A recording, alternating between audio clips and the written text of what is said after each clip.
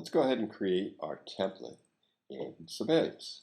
So templates are probably a little less important in Sibelius than they are in Finale, but they still can be useful and can save you a lot of time. I've started out with, we're going to do a template for 4-part writing. So I've started out with a piano staff, and I've go ahead and put in an assignment and just a blank there, which you can edit anytime you want, and put my name on it.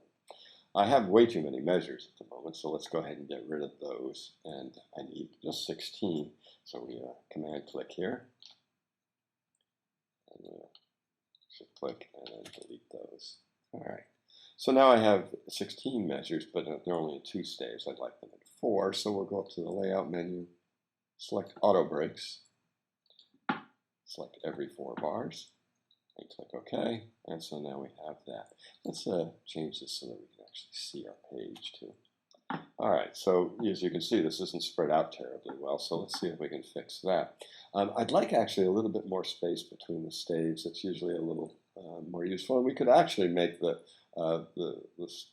staves a little bit bigger too, just since it's homework. Let's go ahead and do that. It gives you a little bit more room. So we're going to Document Setup, and let's increase the size of the staff a little bit. About 7.5. How's that? Yeah, that's fine. Okay, and then I'd like to increase the space in between the systems.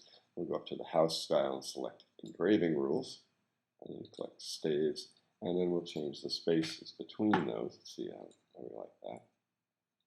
That's pretty good. The only thing I don't like is that there's a little too much space here and not enough, and too much there. So let's go back into Document Setup, and we're going to reduce the margin down at the or increase the margin down at the bottom. Okay, that's pretty good. I might actually want to go up a little higher. Okay, this is all hit or miss types of things. And let's go ahead and shrink it down up here too.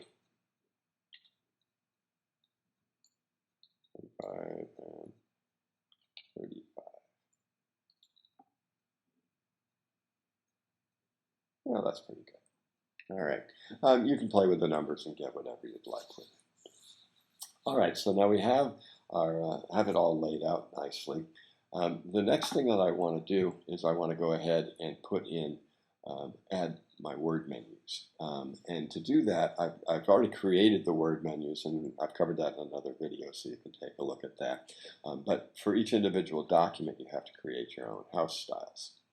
Okay, so I'm going to go into Edit Text Styles, and you'll see that these are all the traditional text styles. What we have to do is we have to find styles that are related, particularly the way they attach to the staves, so that we get what we're looking to accomplish. So the first one I want to create is for my key signatures, and so I'm going to use Roman numerals. So I select it, click a new one, and then I'll create one based on Roman numerals, which I will call keys.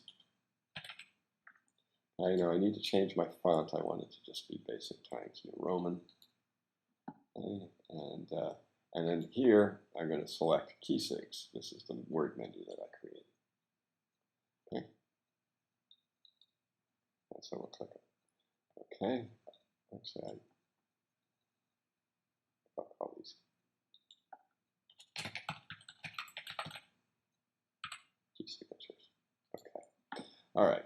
So that one's good.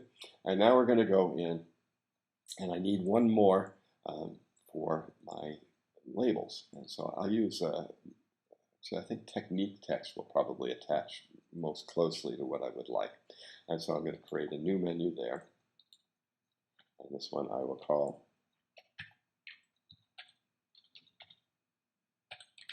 that Analytics. Okay, and those are also going to be Times New Roman, and they're based on my NCT's word menu. And so we'll click OK, and that will work just. And so now you see I have an Analytics, and I have a key signatures. Okay, so all right. So now I need to go in and find them. Now this gets a little is a little sluggish, and so what I want to do is I'm going to right-click in Text, and let's see where we see any of these. There's key signatures. Okay, and I've actually assigned a shortcut to them already. So if I click on it now, oops, right click, and there are all my key signatures. Very easily done. Okay, and then the other one is, I'm looking for is analytics. Let's see if we can figure out where that ended up. There, there, there it is. And as you can see, I've also created a shortcut for that. I'll show you how that works in just a second. Okay, and again, click and then right click, and here are all my labels. So that makes it very, very quick to go ahead and do that. Now to add the shortcuts, go back into the Preferences menu and select Menus and Shortcuts. Now when you open this, it's going to be set to Standard Menus and Shortcuts, and so you'll find your new menu, your new text style, and you'll want to add a shortcut to it, but when you try it, it'll tell you have to create a new set. And so I have already created the new set. And so now when you look at it, and so now you can just use whatever you'd like. And I used Control Option A for my analytics, and then for my key signatures, I used Control Option K. So you just click Add and type it, and then go, and there it is. Okay, so that's how those work. So now our final step is to save this as a template. To do that, we're going to go up to the File menu again and select Add to Worksheet Creator. Okay, and our name is going to be 4-part. Okay. And this is a template, so we don't have to worry about any of this other stuff, and it'll put this in the right place for us. And so we'll click OK. And so now when I want to use it, I go up to Worksheet Creator, select Template, Next, and there it is, 4-part. And there's our template, and it's ready to go.